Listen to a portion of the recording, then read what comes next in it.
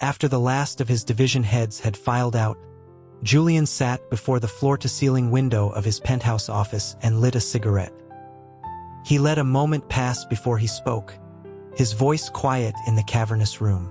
He wondered aloud where Caleb was. At the mention of the name, the remaining senior associates exchanged uneasy glances. It was a junior executive, eager to prove his worth, who finally ventured a reply. He tentatively reminded Julian that just last week, he had ordered Caleb sent somewhere he would never have to see him again. The directive had been clear: unless Caleb wound up dead in a ditch, there was no need for any further reports. Julian held the cigarette between two fingers, exhaling a slow, deliberate plume of smoke that dissolved against the armored glass. He asked, his voice chillingly calm, if Caleb had, in fact, wound up dead in a ditch. The junior exec wiped a bead of sweat from his temple that wasn't actually there. He had heard, through the grapevine, that Caleb was still very much alive. With a nervous gesture, he beckoned a lower-level assistant and whispered a frantic order to find out Caleb's current location and activity. The information came back with startling efficiency. The report stated that Caleb was in a VIP suite at the Gilded Cage, and according to the associate who was with him, he had ordered 3 bottles of top-shelf scotch and the company of 8 professional models. 8 models. 3 bottles of scotch. Caleb was certainly making the most of his exile. Julian thought of his doctor's recent admonishment to cut back on smoking. His gaze drifted down to the subtle, firm swell of his own abdomen. With a detached motion, he raised his hand and methodically crushed the glowing tip of the cigarette into a fine dust in the crystal ashtray. He informed his associates that from now on, even if Caleb died, he did not want to be notified. Later, with everyone gone, Julian lay on the expansive, supple mattress of his bed. Caleb had once been an unremarkable cog in his machine. Julian had recognized a certain sharp competence in him, a deftness in navigating the treacherous currents of their business, and had promoted him to his inner circle. He had trusted Caleb's skill and his smooth, adaptable nature implicitly. What he had not anticipated was that during a period of profound physical vulnerability, Caleb would force his way into his bed. Though, if he were honest with himself, there had been a moment when his own teeth had dug into Caleb's lip, a desperate attempt to keep him there. That single, chaotic night had resulted in this. Years ago, a distant and scrupulous relative involved in black market enterprises overseas had used him as a subject in clandestine genetic modification trials. The experiments had altered his body in ways that were still not fully understood, leaving him with recurring cycles of weakness and, impossibly, the ability to conceive. The pregnancy had only amplified these anomalous symptoms. But Caleb's bedside manner had been atrocious, a brutal mix of need and aggression. Last week, pushed to his breaking point, Julian had demoted him back to the lowest rung of the organization with a single furious command. He hadn't seen him since. A sharp cramp seized him, and he curled into a ball on the bed, a fine sheen of sweat cooling on his lower back. Finally, at 3 a.m, he climbed into the back of his town car. He gave the still yawning driver a curt instruction to go to the club. A persistent drizzle fell over the city. His driver opened the door for him, murmuring that they had arrived. Following the location pinged to his phone, Julian quickly found the correct suite. The sound of Caleb's voice carried clearly through the door, boisterous and carefree, as he declared that someone had lost a bet and had to strip. A cold smile touched Julian's lips. He ordered the driver to kick the door in. The door flew open with a deafening crack. Inside, 8 male models and Caleb stared back at them, frozen. They were perched on various stools and ottomans, a half-finished game of poker scattered on the low table between them. Caleb was the only one still fully clothed. Caleb stammered, trying to begin an explanation, but Julian cut him off. Julian's dark eyes were placid as he remarked on Caleb's peculiar way of enjoying himself, playing cards with 8 hired companions. He seized Caleb by the collar of his designer shirt. Caleb struggled for a moment before attempting to soothe him, his large hand trying to envelop Julian's. He pleaded with him not to get upset, reminding him in a low voice about the baby. Caleb's eyes dropped to Julian's stomach, a wicked glint in them as he bit his lip. He murmured that if Julian were to get worked up over someone as insignificant as him, the baby's other father would be terribly distressed. Before the words had fully left his mouth, a sharp kick sent Caleb flying backward onto a plush sofa. He didn't seem angry, merely catching his breath before speaking again.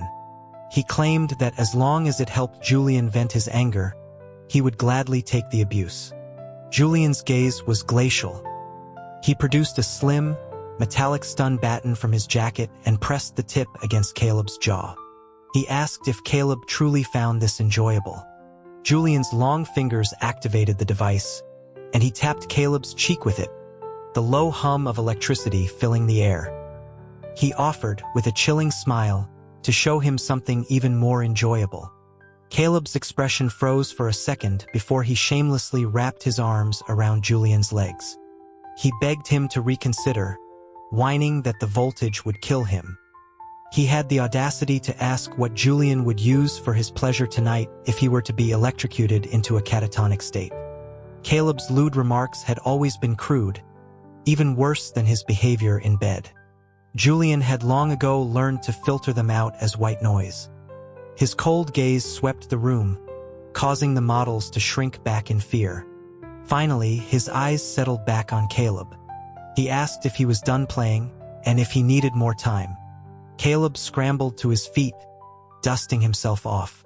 He insisted he was finished, claiming it was just a casual get-together with friends and that he would never dare to delay Julian's important business.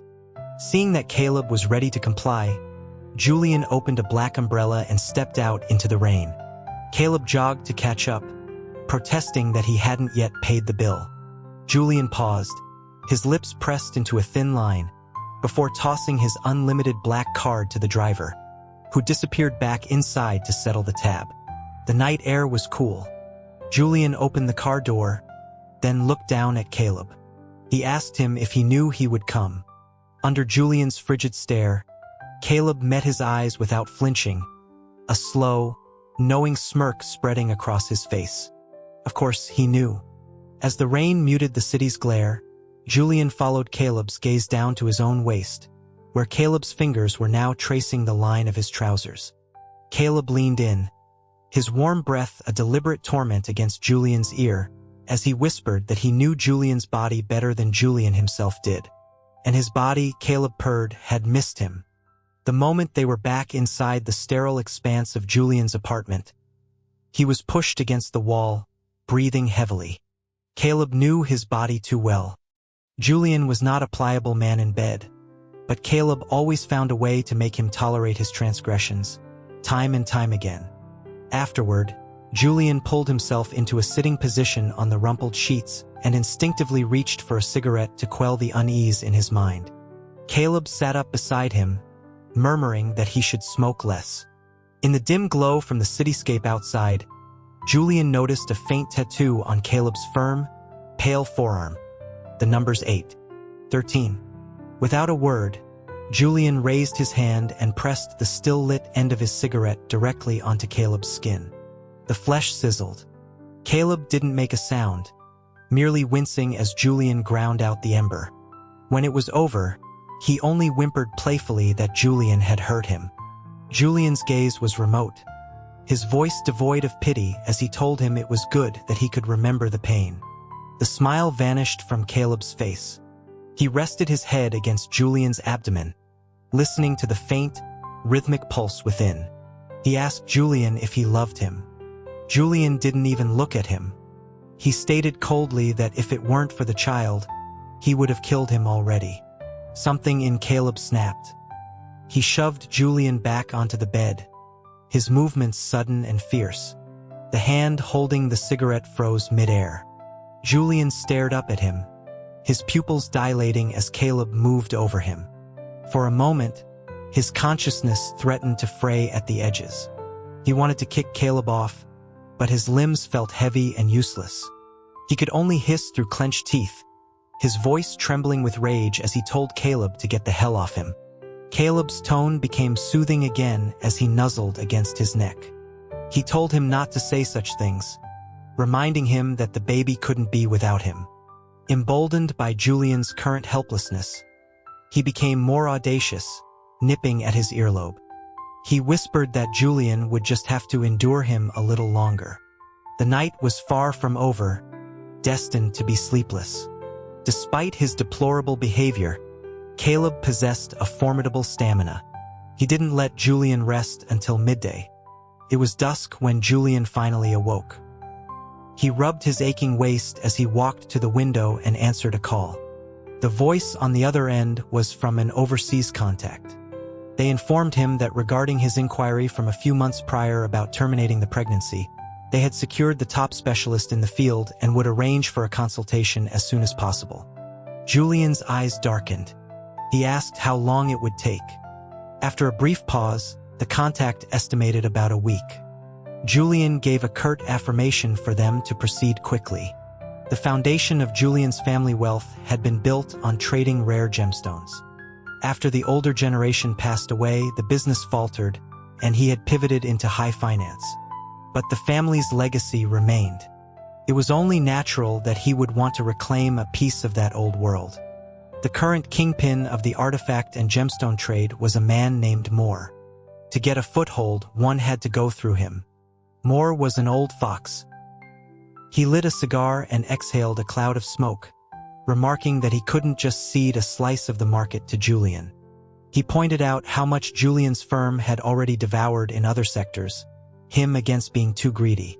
Business was always a push and pull, a game played by seasoned predators. Julian's lips curved into a faint, humorless smile. He countered that his people needed to eat too. He had heard Moore had recently secured a deal so large it was difficult for one entity to handle alone. He proposed a mutually beneficial partnership, leveraging his extensive network to help Moore manage the acquisition. Moore didn't mince words. He stated that in their world, there were unwritten rules about who takes the lead on major deals. For Julian to come in and demand a controlling share was a breach of protocol. However, out of respect for his parents, Moore offered him a 1% stake. If he handled it well, it would be his entry into their circle. The concession was a generous one. Julian signed the agreement. Just as he was finishing, Moore brought up another topic. He mentioned that his own son had been working under Julian for some time and hadn't been home in a while. He wondered casually how the boy was doing. Julian froze for a fraction of a second. He asked who his son was. Moore uttered the name that was most familiar to him: Caleb. Julian fought to control the storm raging within him, his expression a mask of calm indifference. He allowed his eyes to darken slightly as he replied that he knew his son well. In fact, he had brought him along today. With a slight gesture, one of his men quickly brought Caleb into the room. Caleb understood the situation immediately. He greeted Moore with a clipped, formal "Dad." Moore's smile was thin and meaningful. He observed that Julian must think highly of Caleb to keep him so close and mentor him. Julian's laugh was cold as he looked at Caleb. He wasn't just keeping his well-raised son by his side. He was keeping him in his bed. Moore reached for another cigar, but Caleb stepped forward and stopped him, reminding his father that he'd been complaining about a sore throat and should cut back on smoking. Moore raised an eyebrow, surprised, but then extinguished the cigar as his son suggested. He remarked that Julian had taught his boy well. At home, Caleb had never shown such concern for his well-being. Julian smiled, but the smile didn't reach his eyes. He said that if there was nothing else, he wouldn't impose any longer. As he stood, Moore finally noticed his stomach. The size of it clearly startled him. He asked if Julian had put on some weight. Julian's smile turned venomous. Under Caleb's vaguely hopeful gaze, he gestured to his abdomen and said yes, he had. A tumor, courtesy of his son, was growing in there. A fatal one, he added. As Julian was leaving, Caleb chased after him, begging for a chance to explain. Surrounded by his security detail, Julian actually stopped and waited. Caleb rushed up, insisting it wasn't what he thought.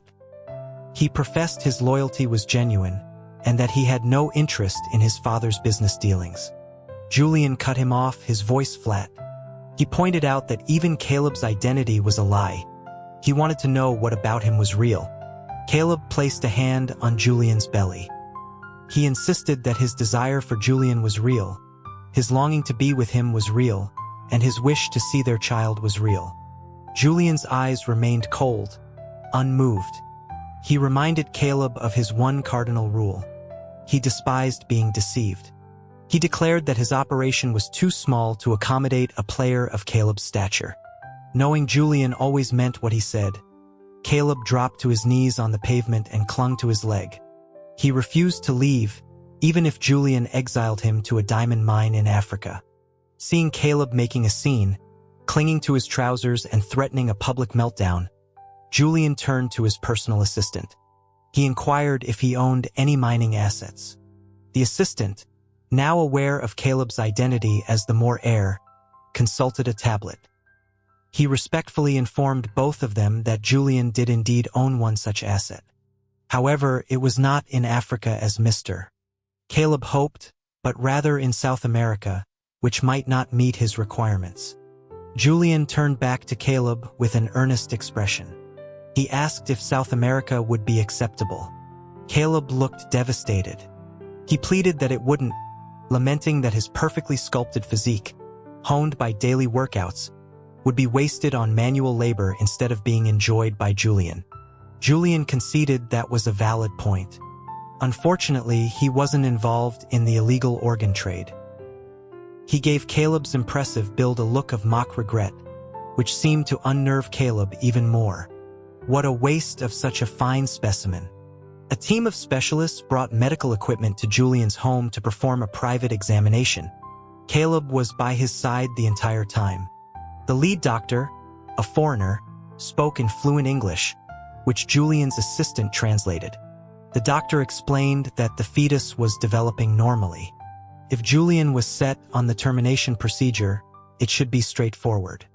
Julian remained silent, his gaze fixed out the window, where he could see Caleb staring at the ultrasound monitor, utterly captivated by the small, flickering image. Julian felt the urge to smoke but was trying to quit, so he just wrung his hands.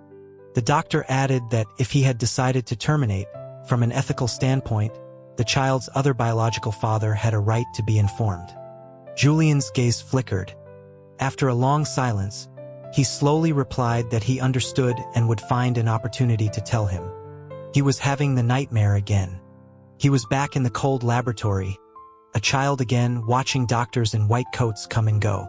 He couldn't understand their language, couldn't comprehend what they were discussing. He only knew the feeling of icy needles piercing his skin, injecting fluids that felt like fire coursing through his veins. He wanted to scream for help, but no one came. There was only the sound of pen nibs scratching across paper, recording data colder than any human heart. Then, finally, someone kicked the door open. He was rescued, but he was so weak he could barely hear. Yet he heard the most beautiful sound in the world. A strong arm wrapped around him, a hand covered his eyes, and a voice pulled the four from his arm. The voice said, "Little master, I've come to take you home." He snapped his eyes open and found himself in Caleb's arms, suspended precariously near a window. Seeing he was awake, Caleb gave him a reassuring smile.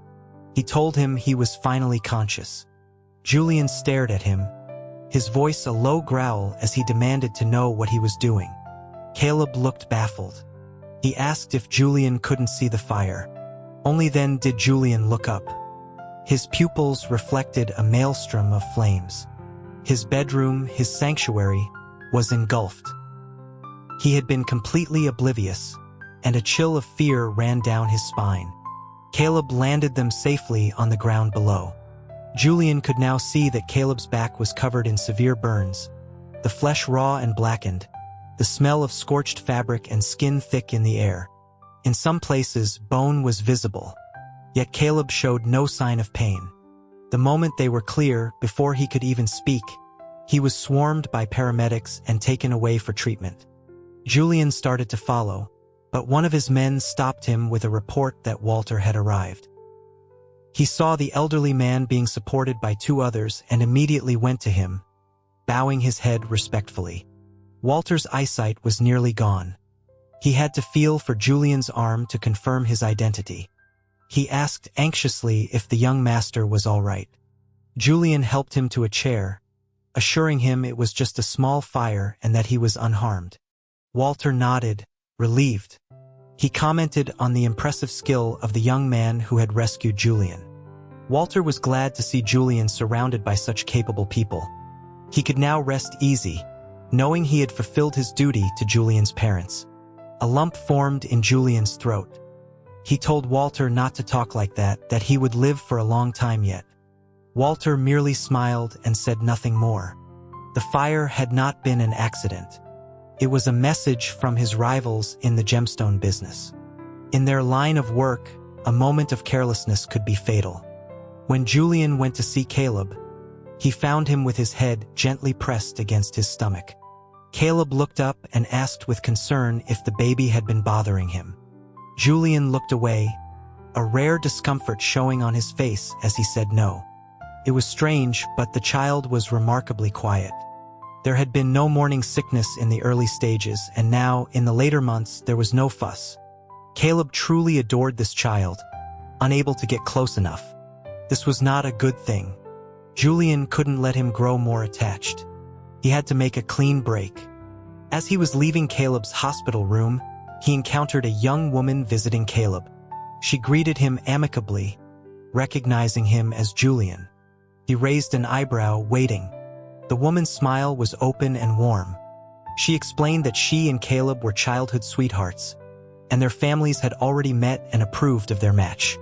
She suggested that if he needed to contact Caleb in the future, he could go through her. Julian said nothing, and the atmosphere grew awkward. On a strange impulse, he asked her if the date August 13th had any special significance. The woman was surprised at first, then her face lit up with delight.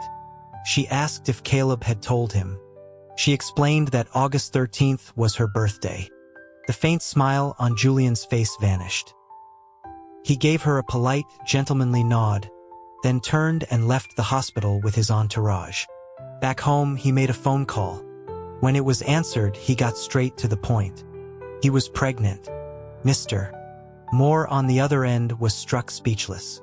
Julian knew what he was thinking and clarified that it was his son's. Moore was even more confused now, asking if Julian had lost his mind.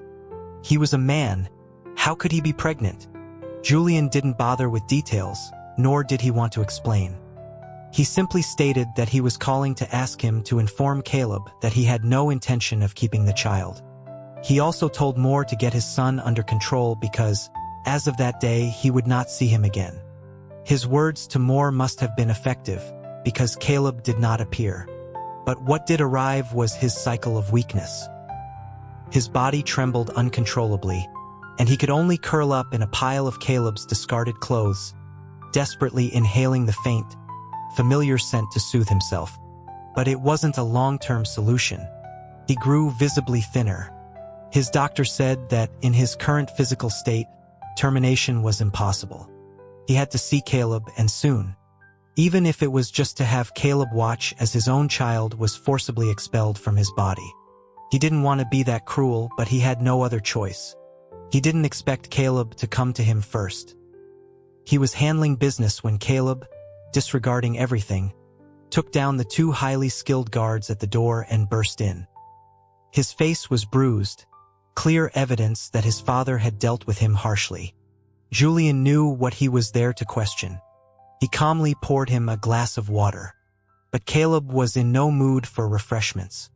He slapped the abortion appointment confirmation onto the desk, his eyes red-rimmed as he demanded to know what this meant. He asked if Julian was getting rid of their child.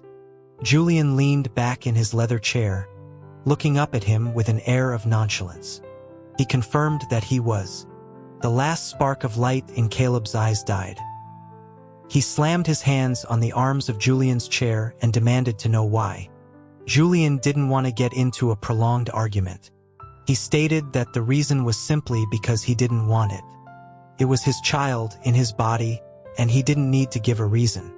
Caleb's eyes suddenly filled with tears. He couldn't do this, he pleaded.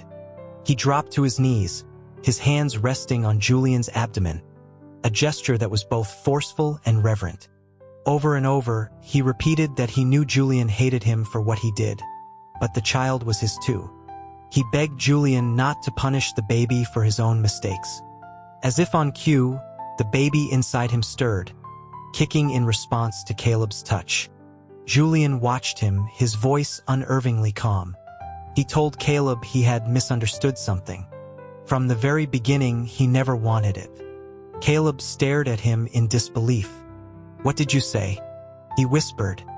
Then he seemed to lose his mind, pushing Julian back into the chair and kissing him fiercely, his words muffled and broken.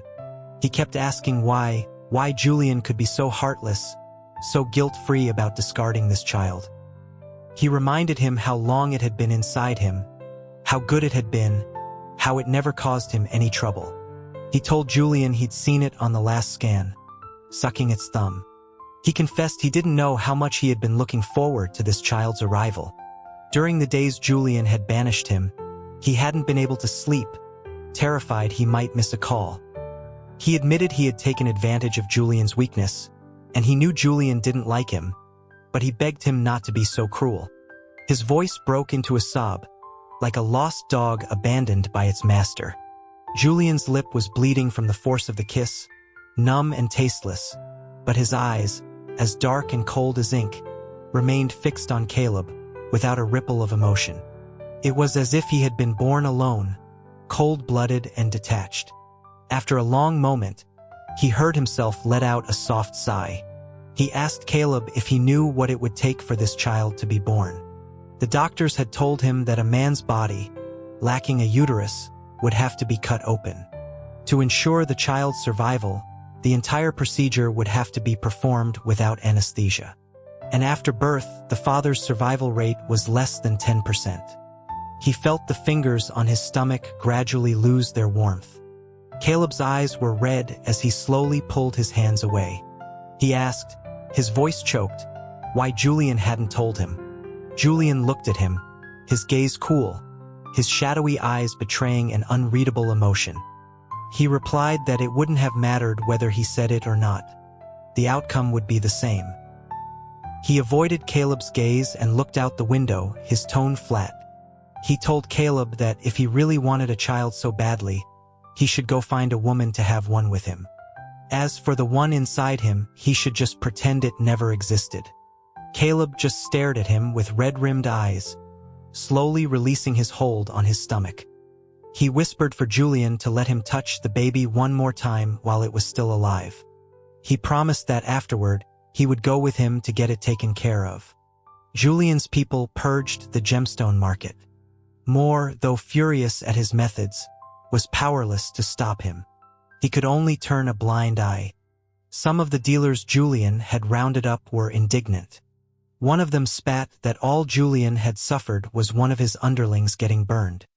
By the rules of their world, that was a matter to be settled with money or a replacement. There was no need to escalate things to this level. Julian looked down, his voice dangerously polite. He agreed that it was just one underling, but he was Julian's man. He asked them if they had gotten his permission before touching his people on his turf. Their lives belonged to him. By moving against his man, weren't they slapping him in the face? The dealers looked at each other. Finally, one spoke up, insisting that Julian had to be reasonable. The room was dimly lit. Julian picked up a candelabra, the flame dancing and dripping hot wax. His smile was icy. Unfortunately for them, being reasonable was not one of his skills. He was, however, exceptionally protective of his own. He didn't want anything much. He just wanted them to have a taste of the hot wax. The room filled with screams. As he left, one man cursed him, shouting that it was no wonder people said he was born under a bad sign, destined to bring misfortune to everyone around him. He would end up alone without a single person left. Julian threw him a look so cold it froze the words in his throat. Just as he stepped outside, an assistant ran up to him. He told him to brace himself. A moment ago, Walter had passed away. Julian told his private physician, Dr. Evans, that he wanted to keep the child. Evans looked at him in disbelief, as if he were a lost cause. He asked if Julian was really going to risk his life to give Caleb a child. Julian looked down. The baby was bigger now, its movements more pronounced. He could clearly feel it growing day by day. He replied that it wasn't for Caleb. With Walter gone, this child was the only family he had left in the world. He didn't want to lose the only person he had left. Evans was livid. He told Julian that if he wanted to die, he could do it on his own time, but not to tarnish his professional reputation. He reminded him of how many times he had pulled him back from the brink of death, and it wasn't so he could throw his life away like this. If Julian was going to be so reckless with his own body, they were through. Julian smoothly signed his name on a few documents and slid the papers across the desk. Fine, he said. He would settle his salary for the month and write him a letter of recommendation. Evans slammed the papers back on the desk. He demanded to know if the pregnancy had addled Julian's brain, or if he just caught Caleb's particular brand of stupidity. That wasn't what he meant. What he meant was that with the current level of medical technology, a live birth was impossible. So what was Julian's plan? Julian thought for a moment, then remembered someone he hadn't contacted in a very long time. He wondered if a certain Dr. James was busy these days. In a subterranean laboratory somewhere in the Americas, various instruments and pieces of equipment lay smashed to pieces. Several fair-haired men were bound and gagged. Julian, wearing a long coat that concealed his pregnancy, casually toyed with his stun baton. He greeted Dr. James, who was tied to a chair, with a pleasant long time no see. James glared at him through gritted teeth, spitting that nothing good ever came of Julian's visits. He had already helped put Julian's uncle away, and the modification experiments had been shut down. He wanted to know what more Julian could possibly want. Julian's voice was gentle and calm, a stark contrast to the scene around them. He said he simply wanted to ask a question. If a genetically modified subject became pregnant, was there any other delivery method besides an unanesthetized vivisection that had a higher success rate? At his words, James erupted in a tirade of curses. He yelled that they were in the business of human modification, not life sciences. It was a black site clinic, did he understand? Who comes to a black site clinic looking for prenatal care? He raged that his equipment had now been smashed twice, and there was no justice in the world. James's words made Julian's heart sink. Just then, the baby inside him gave a little kick, as if to tell him it was healthy and wanted to live. Suddenly, an idea struck him. He looked up and asked who else had been there. Even if James hadn't said it, Julian could have guessed. The person who had come before him was Caleb.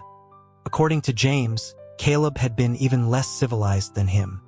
Upon learning there was no solution, he had smashed several of the high-precision machines that had been used in the original experiments. Julian's expression darkened, and the pressure in the room dropped. He asked why James hadn't mentioned that some of the equipment was still intact. James realized his slip of the tongue, but it was too late to backtrack. He confessed that a few of the more expensive pieces were still there. Instruments of that precision were incredibly costly, and he had been planning to sell them off once the heat died down. Julian adjusted his cuffs and gave a simple order. There are still a few left? Smash them all. As Julian's team left, James kicked a wall in frustration, then hopped around in pain. A pair of goddamn bandits from the east, he howled. Though James had no solution, his team of experts proposed another option: an artificial gestational carrier. The success rate could be as high as 80%. Caleb questioned the experts for a long time. They repeatedly assured him that while the procedure was unconventional, it was based on traceable clinical precedents. As long as the transfer to the carrier was successful, the delivery would be smooth. Caleb held Julian's waist, his hand pressed against his stomach. He whispered to the baby to be a good kid and come out quickly when the time came. He warned the little rascal that if it dared to cause its father any trouble, he would personally deal with it. Julian felt the baby shrink back in his womb as if frightened. His own expression softened. He chided Caleb for scaring the child when he claimed to love it so much. Caleb looked up at him, his eyes shining. He said that in his heart, Julian was the most important. He had been afraid Julian would get rid of the baby because he hated him so much that even the child was collateral damage. If that were the case, he would truly have no chance left with him. Julian raised an eyebrow.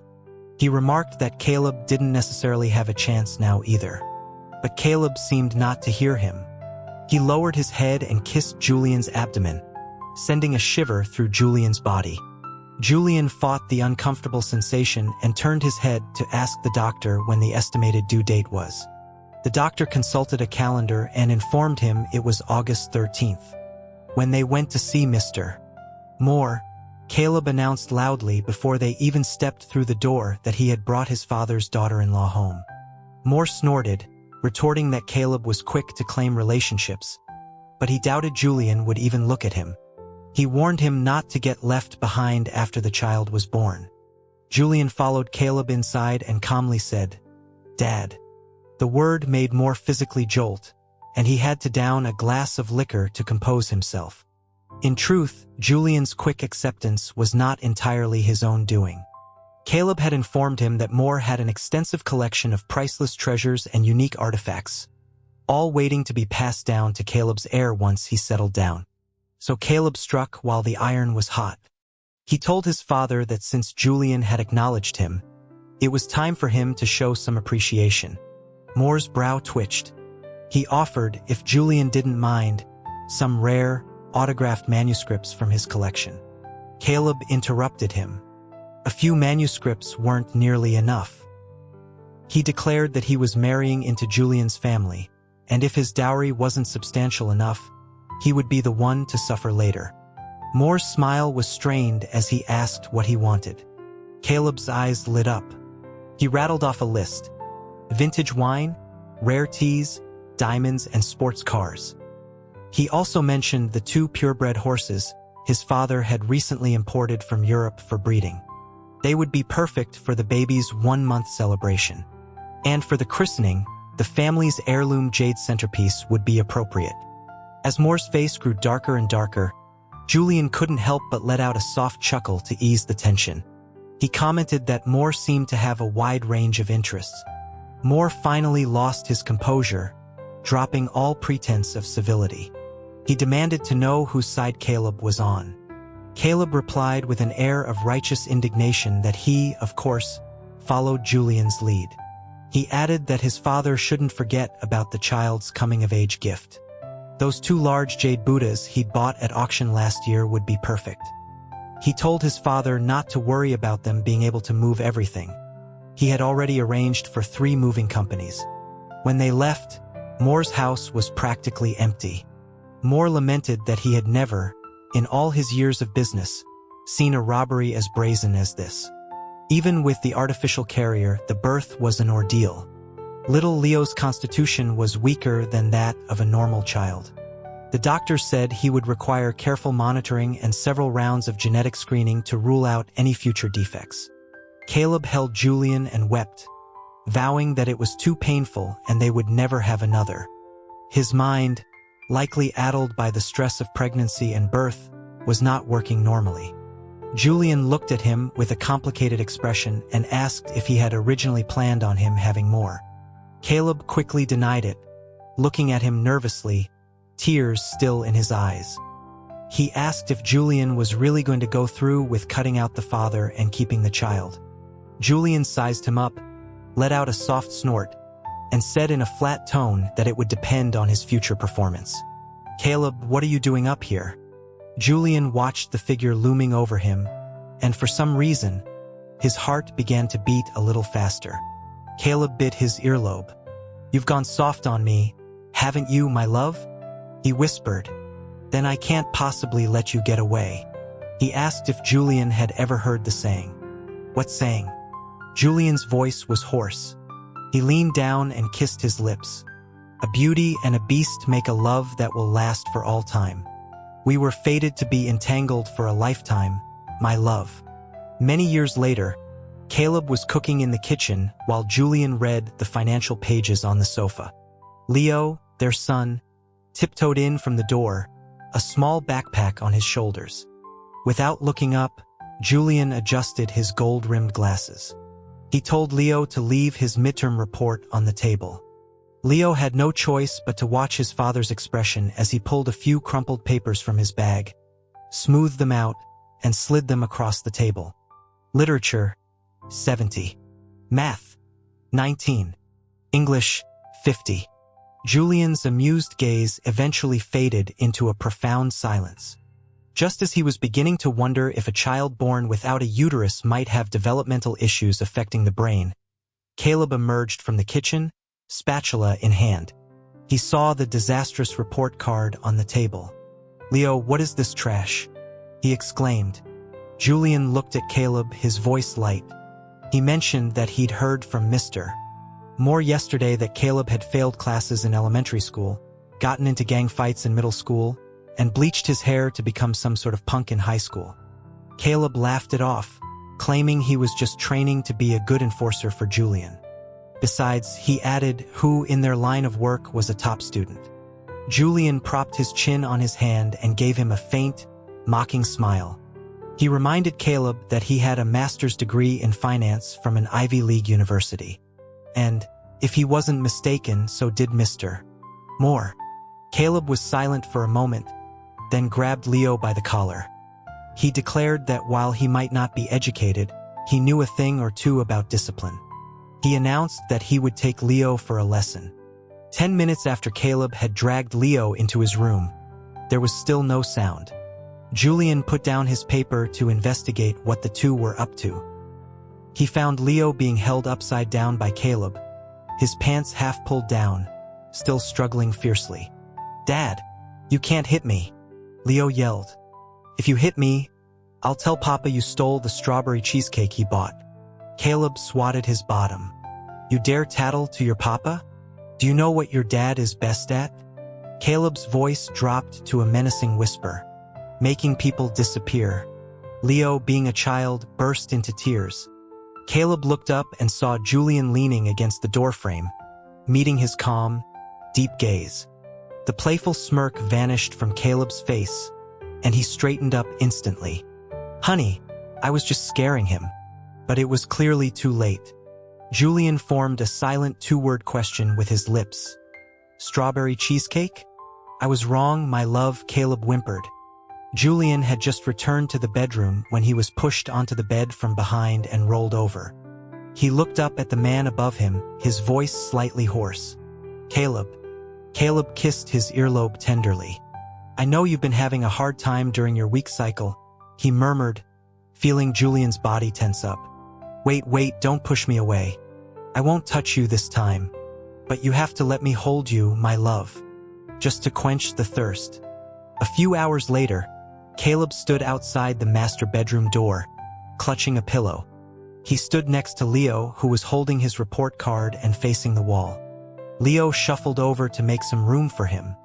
"Dad," Leo said with a hint of schadenfreude, "did you fail your test too?" The smile on Caleb's face instantly vanished, which was enough to make Leo's blood run cold. "Leo, get back to studying," Caleb hissed. "Your dad is getting old and losing his looks. Your papa just hired a new, young, and strong assistant last week. If we don't work harder, we're both going to be thrown out on the street."